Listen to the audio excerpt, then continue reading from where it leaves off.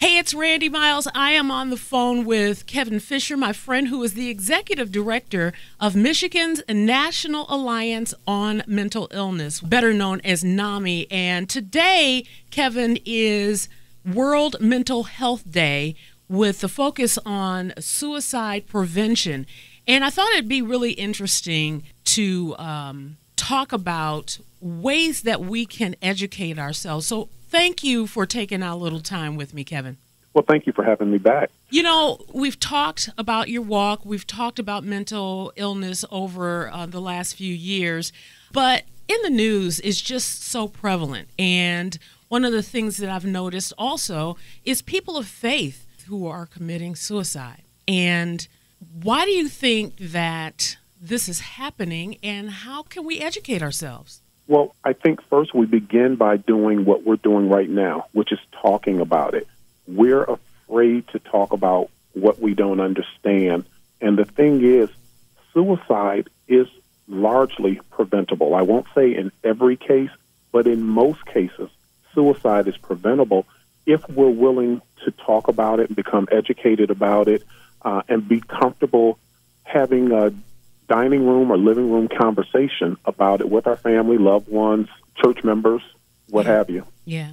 Well, how do we get that conversation going? How do we educate ourselves? Because I think that some people feel like if you talk about it, that person is going to go and do it. You know, that's an interesting perspective, because when I first started this work about 5 years ago, and I was reaching out to high school administrators, often the response I would receive from them is, we don't want to have the conversation because we are afraid we'll be planting the seed. Mm-hmm. The problem is suicide is already the second leading cause of death for young people between the ages of 15 and 34. Mm-hmm. It's the 10th leading cause of death in the United States totally.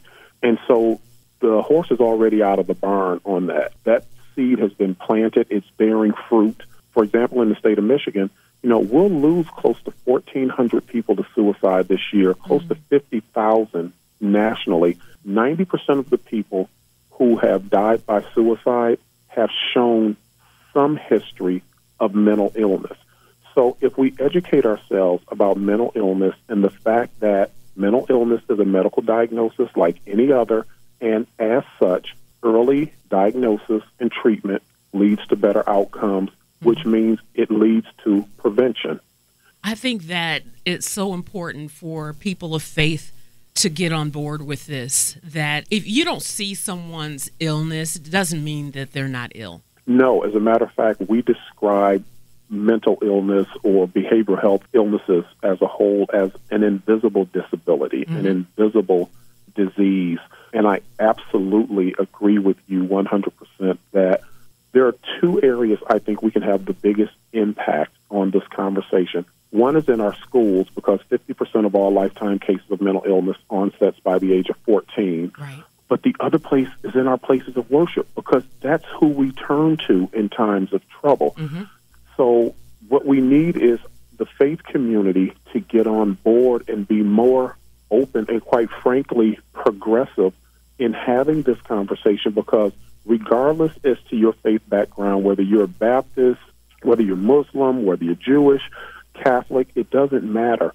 Many people are suffering silently in places of worship because of the stigma or myths that they believe exist about how their faith would look at knowing that you have a mental illness, that you're seeking professional health care, that suicide is a sin. And so people are suffering in silence because they're afraid to even bring the conversation up with their faith leader. That is too much. That's too much to handle.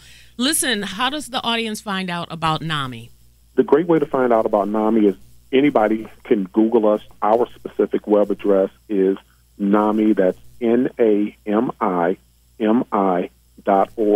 And NAMI is a great resource for getting this conversation started, whether it is in your home, in your school, or in your place of worship or business, for that matter. Yeah, what I love about it is you all go into the schools and places of worship to teach, and it really is very, very helpful. Thank you so much. It's Kevin Fisher, Executive Director of NAMI Michigan. I appreciate your time, as always. I appreciate the opportunity to spread the word. Thank you for the work you're doing.